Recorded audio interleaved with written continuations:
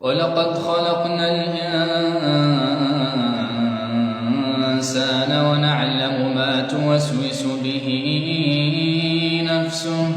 ونحن أقرب إليه من حبل الوريد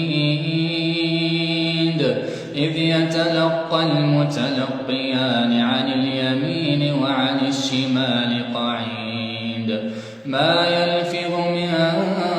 قول إلا لديه رقيب عتيد وجاءت سكرة الموت بالحق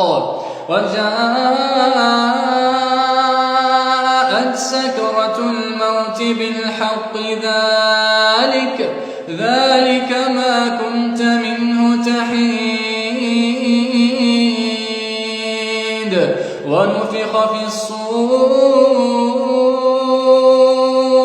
ونفخ في الصور ذلك يوم الوعيد وجاءت كل نفس معها سائق